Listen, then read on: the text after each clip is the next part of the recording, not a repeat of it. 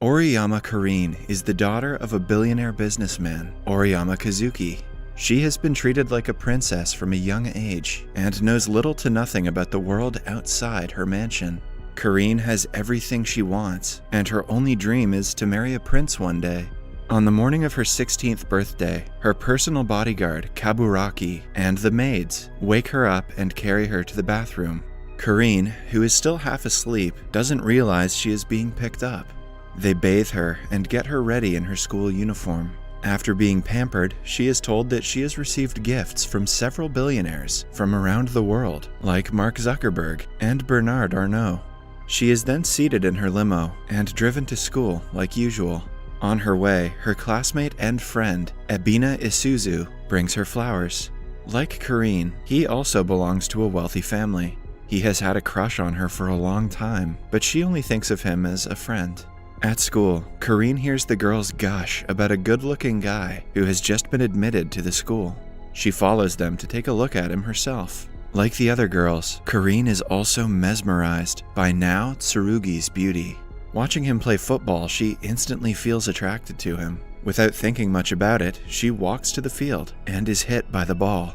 The impact almost makes her fall when Nao catches her. Because of the gesture, the princess falls in love with him. In the evening, her parents throw an extravagant birthday party for her. They sing, dance, and have a lot of fun. For her gift, Karine is given a wedding dress.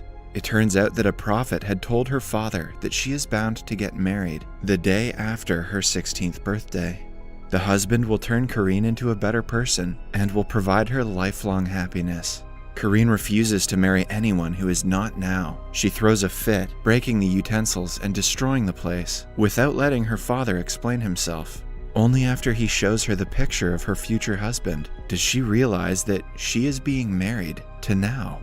Kazuki has bought her a husband of her choice for her 16th birthday. The following day, she and Nao are at the altar. When they are asked to exchange rings, he claims that since they are keeping their marriage a secret, it is better if they skip that part. Karine is ready to do as he says, so she doesn't object.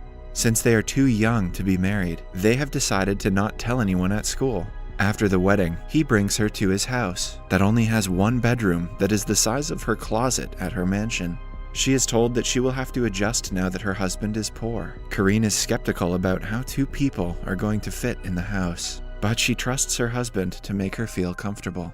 She is excited about her first night with Nao, but is confused when he asks her to stay on her side of the room. He reveals that he doesn't love her and only married her because he wanted to inherit her father's wealth. He calls her shallow for choosing him because of his looks, and also says that he hates her.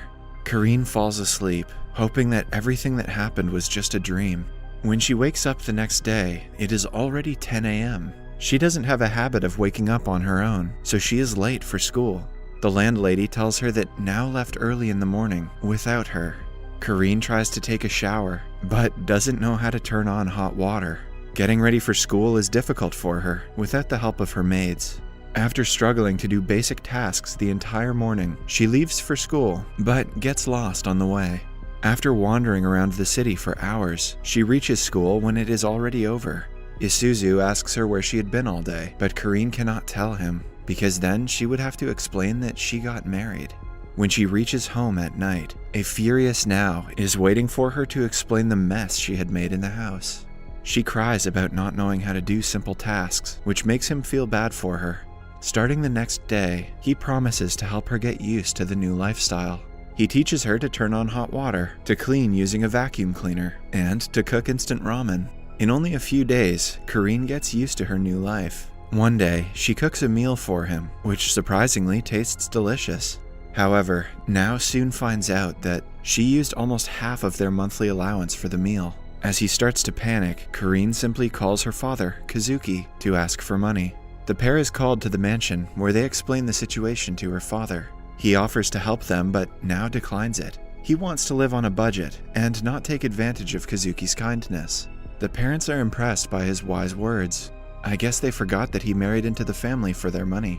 At night, the couple stays at the mansion. The next morning, when they are about to leave, Karine apologizes to the cooks for always throwing their food away. After she started to cook for herself, she realized how difficult of a task it is. Her parents and bodyguard Kaburaki are shocked. They erupt into cheers, claiming that this is the first time she has apologized to anyone. During school lunch, the pair sit at different tables to not seem suspicious. Kareen's friend Isuzu notices her looking at Now, but doesn't think much of it. When a group of girls surround Now, offering him food, she gets jealous and asks them to go away. When she realizes what she did, she makes up an excuse and sits back down quietly. A girl named Saya looks at Now and walks away angrily. Now calls her by her name, which makes Kareen even more jealous. On reaching home, she confronts him about Saya, but Now refuses to talk. When she insists, he storms out of the house. They see each other again in the morning, but do not talk. Kareen makes it her mission to find out about Saya and Now's relationship.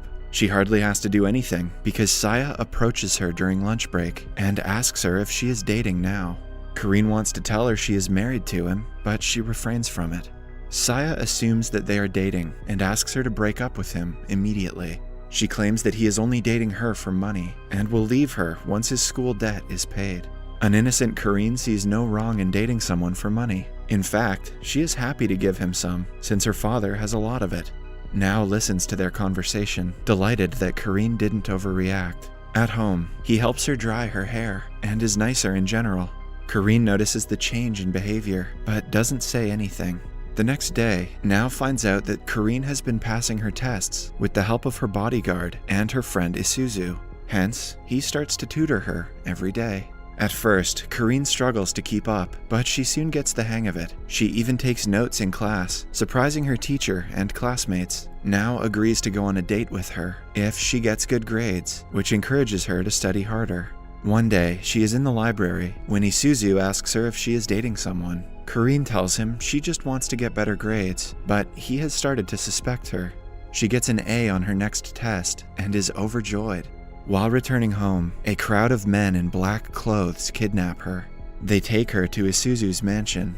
It turns out that he has found out about her marriage to Now and doesn't approve of it. He threatens to tell the school principal about it and get them expelled if she doesn't divorce him immediately.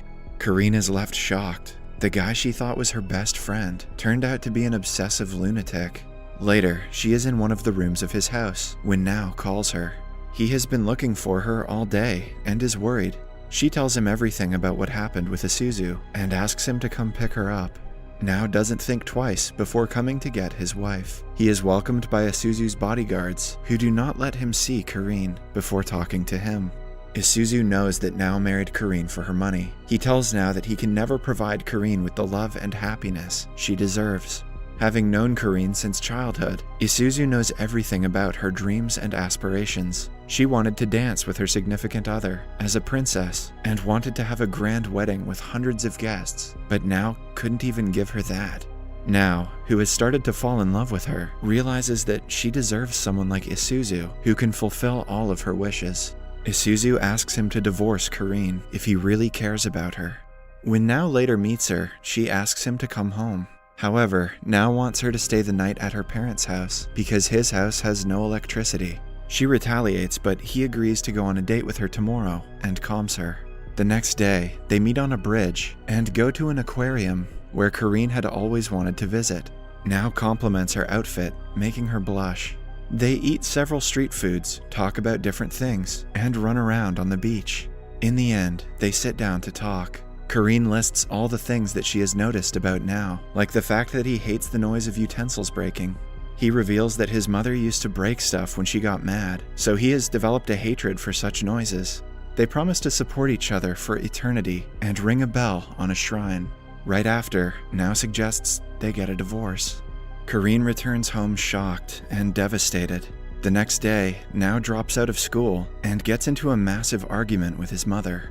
He wants to do his best to not see Kareen. Kareen's parents are worried for her, but can do nothing to change Now's mind. In the meantime, Isuzu visits her and asks her to go out with him. He brings her to a palace where they dance, as she had always wanted to with her prince.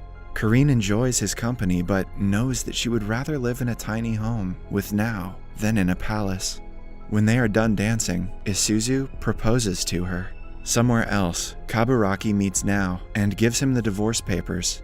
He also hands him a princess book that used to be Kareen's favorite. After reading the book, Now gets to know more about what she wants in life. It also makes him realize that he cannot give her up at any cost.